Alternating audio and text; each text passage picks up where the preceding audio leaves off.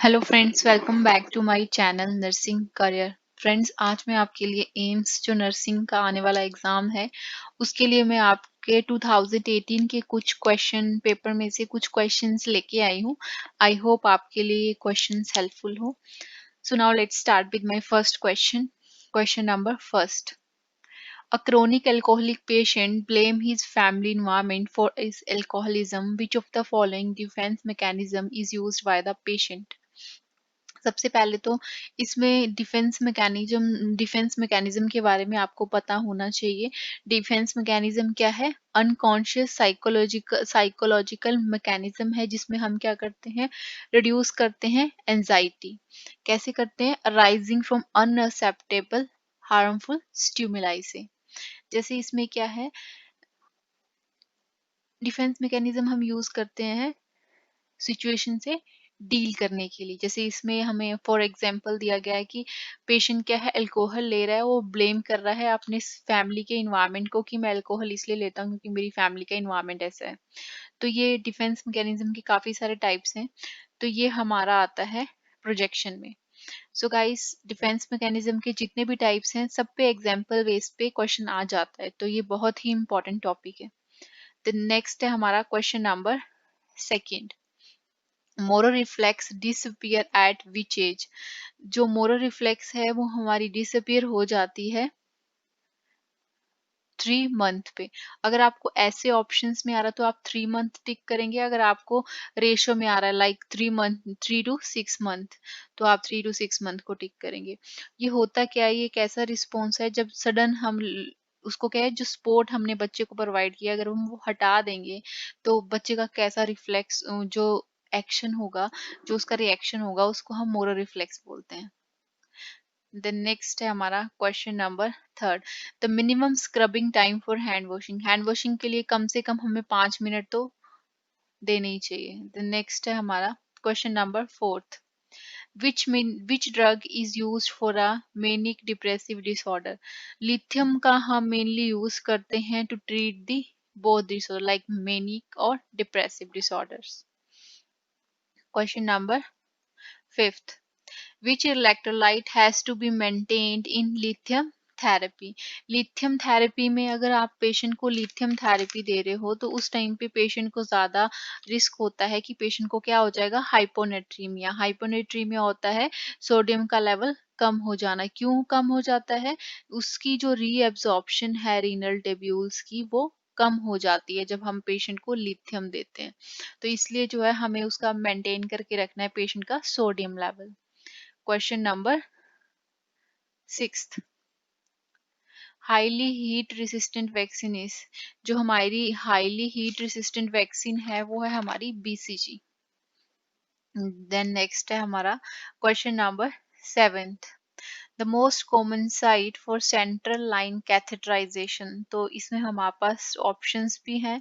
जो हमारी most common site होती है जो सेंट्रल लाइन कैथेटराइजेशन में है, तो वो है हमारा जो वेन होती है, हमारे मोस्ट कॉमन वेन जो हमारे नेक में होती है, जिसको हम बोलते हैं इंटरनल जुगुलर वेन। हम सीबीपी जो है इसी जो है वेन में इंसर्ट करते हैं। देन नेक्स्ट है हमारा question number eight: which syringe is use to flushing PICC? जिसको हम बोलते हैं पेरिफेरल इंसर्टेड सेंट्रल कैथेटर। तो हम कितने ml जो है सिरिंज इंसर्ट करते हैं फ्लशिंग के लिए? 5 ml सिरिंज जो है यूज करते हैं। देन नेक्स्ट है हमारे पास question number tenth: delirium tremens are withdrawal symptom of? ये विड्रॉल सिम्टम है हमारे अल्कोहलिज्म के। Question number tenth: tuft of hair is seen in which type of neural tube defect? Tuft of hairs जो है हमारे किस में देखने को मिलते हैं? हमारे स्पाइना बाइफिडा ओकल्टा में। ठीक है, उसमें क्या होता है, जो मेन जो ये वो है टफ्ट ऑफ हेयर जो है Dimple at the side of defect, जहाँ पे डिफेक्ट होता है वहां पे ये जो है हेयर्स जो है हमें देखने को मिल जाते हैं, जो किस में होते हैं? स्पाइना बाइफिडा अकल्टा में होते हैं। देन नेक्स्ट है हमारा question number 11th: the route of administration of rota virus? जो हमारा रूट है एडमिनिस्ट्रेशन ऑफ रोटा वायरस का, वो है ओरली। ओरली हम क्या है रोटा वायरस जो एडमिनिस्टर करते हैं, और जिससे क्या है ड्रॉप्स पुट करते हैं, drops in the infants mouth, उसके मुंह में जो है ड्रॉप्स जो है हम डाल देते हैं जब हम ओरली जो है रोटा वायरस देते हैं। देन नेक्स्ट है question number 12th, whitish discharge from the vagina is seen in, जो ये डिस्चार्ज है ये हम देखने को मिल जाता है हमें trichomoniasis. Question number 13th, the coarse rattling sound in a large airway, तो वो हमारे पास आंसर है इसमें rale. Question number 14th, red colour urine is seen in which anti tubercular drug, जो हमारा रेड कलर यूरिन है वो हमें देखने को मिल जाता है हमारे रिम्फेम्सिन में। रिम्फेम्सिन जब भी हम ड्रग लेते हैं तो इससे जितने भी हमारे बॉडी की फ्लूइड्स हैं, जैसे लाइक यूरिन हो गया, स्वेट हो गया, टीयर हो गया, वो कैसे हो सकते हैं, ऑरेंज रेड कलर जो है हो सकते हैं। वो हमें पेशेंट को पहले ही इंस्ट्रक्ट कर देना चाहिए, बता देना चाहिए। देन नेक्स्ट है हमारा question number 15th, the Ramsay scale is used for the assessment of, Ramsay scale का हम यूज करते हैं ताकि हमें पता चल सके पेशेंट को असेसमेंट करने, असेस करने के लिए सिडेशन को, कि उसमें जो है पेशेंट को कितनी हद तक जो है सिडेट जो है पेशेंट हुआ है। ये 6 कैटेगरीज में डिवाइड होता है और रेंज होती है एजिटेशन टू डीप कोमा तक। क्वेश्चन नंबर 16th, टेट्रासाइक्लिन का यूज कर सकते हैं हम प्रोफाइलैक्सिस ऑफ कोलरा। टेट्रासाइक्लिन जो है सबसे पहले आपको पता है एक एंटीबायोटिक है, और जो कॉलरा के केस में हम एंटीबायोटिक जो है प्रेफर करते हैं। और बट अगर हम वायरल किसी इन्फेक्शन हुआ है बच्चे को या बड़ों को, तो उन केसेस में अगर हम एंटीबायोटिक देंगे तो वो इफेक्टिव नहीं होता है। देन नेक्स्ट है हमारा question number 17th, breast milk can be stored at room temperature for how many hours, तो इसमें हमारे पास आंसर है 4 hours. Question number 18, if last menstrual period is 25th June 2018, what is the expected date of delivery? तो इसमें मैंने आपको बताया according to Nagli's rule, वो क्या होता है, डेज में जैसे 25 है, 25 में 7 प्लस करेंगे तो सबसे पहले आपको पता है कि ये जून की बात चल रही है, ठीक है। तो जून में आपको पता है 30 डेज होते हैं, तो 30 डेज के बाद जो है आपको पूरे 7 काउंट करने हैं, 25 प्लस 7, अगले मंथ का 1 और 2 भी आएगा, ठीक है। तो 2 आएगा, जून है आपका, जून में आपको 9 मंथ ऐड करने हैं, ठीक है। तो आपका अप्रैल आएगा, प्लस करने हैं, और 18 का है तो आप नेक्स्ट ईयर ही डालोगे 2019। मेन नेगलिस फार्मूला में ये होता है, डेज कोई भी डे हो, आपको 1 हो, 2 हो, 5 हो, 10 हो, 15 हो, उनमें क्या करना है आपको, डेज में प्लस 7 डेज करना है, और जो मंथ है मंथ में प्लस 9 मंथ, जो भी मंथ है उसको, उससे अगले वाले मंथ से आपको 9 मंथ उसमें ऐड करने होते हैं। और 2018 है तो अब वो चाहे 19 होता तो 20 डालती, अगर 17 होता तो 18 डालती, ठीक है। Question number 19th, after road accident which cannula is used for the fluid replacement in casualty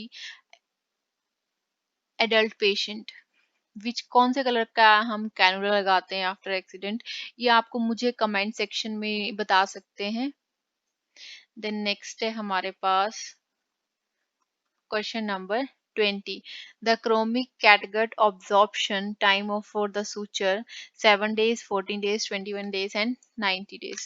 तो जो हमारा catgut suture, chromic catgut suture है वो टाइम लेता है हमारा एब्जॉर्प्शन का 90 डेज। और इसमें होता क्या है, कैटगट जो सूचर है ये ऐसे टाइप का सर्जिकल सूचर है जो क्या है नेचुरली डिग्रेड हो जाता है हमारी बॉडी में ऑन प्रोटेक्टिव, जो खुद ही एब्जॉर्ब हो जाता है, मतलब इसको कट करने की जरूरत नहीं पड़ती है, हमारी बॉडी के साथ जो है ये डिग्रेड हो जाता है।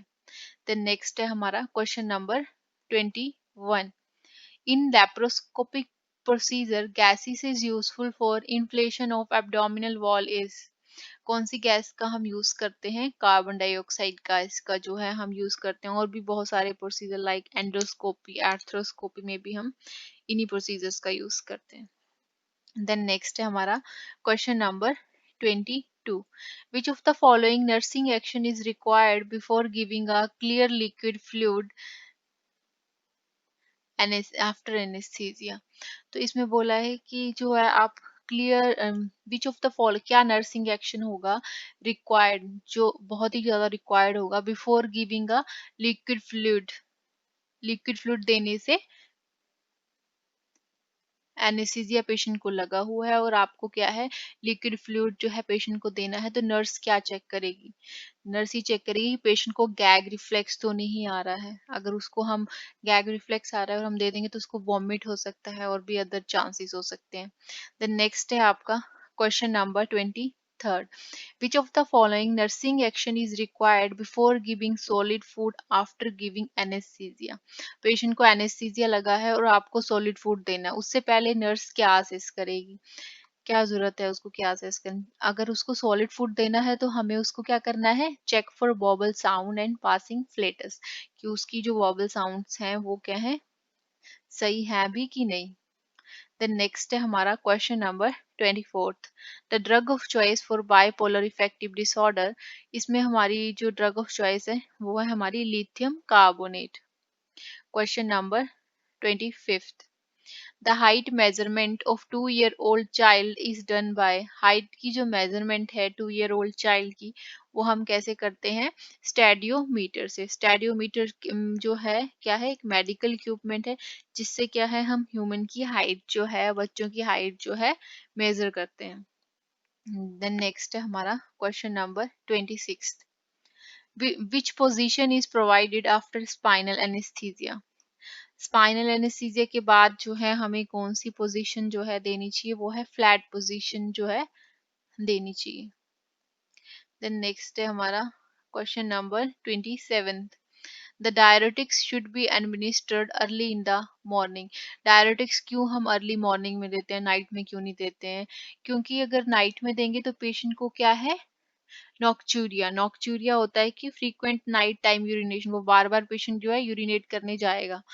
तो अगर हम मॉर्निंग में देंगे तो आराम से वो जो है उसकी जो स्लीप है वो डिस्टर्ब नहीं होगी। मॉर्निंग में पेशेंट एक्टिव होता है और वो ड्रग लेगा, तो डायरेटिक्स अगर हम पेशेंट को देंगे तो क्या है वो बार बार वॉशरूम जा सकता है। बट अगर हम नाइट में देंगे तो उसका क्या है, पेशेंट की नींद जो स्लीप है वो डिस्टर्ब हो सकती है। टू अवॉइड नॉक्चूरिया से अवॉइड करने के लिए हम एडमिनिस्टर जो है मॉर्निंग में करते हैं डायरेटिक्स। देन नेक्स्ट है हमारा question number 28, the drug administered during acute anaphylactic reaction, वो हमारा होता है adrenaline. Question number 29, digoxin is not given when heart rate is, digoxin हम नहीं देते जब आपका हार्ट रेट कितने से हो, बिलो 60 हो। देन नेक्स्ट है question number 30, which vaccine is Contra indicated in pregnancy, तो प्रेगनेंसी में कौन सी वैक्सीन जो है हम नहीं देते हैं, तो इसमें हमारे पास आंसर है रूबेला जो वैक्सीन है वो नहीं देते हैं। और भी बहुत सारी वैक्सीन हैं like chicken pox, measle, mumps and rubella vaccine जो है कॉन्ट्रा इंडिकेटेड होती हैं हमारी प्रेगनेंसी में, वो क्या है टेट्रोजेनिक इफेक्ट्स जो है कर सकती हैं। Then next, thank you guys, अगर आप चाहते हो कि मैं नेक्स्ट क्वेश्चंस जो हैं आपके लिए लेके आऊँ तो आप कमेंट्स कर सकते हैं, और आपको कोई क्वेरी हो तो आप मुझे कमेंट सेक्शन में पूछ सकते हैं। Thank you guys.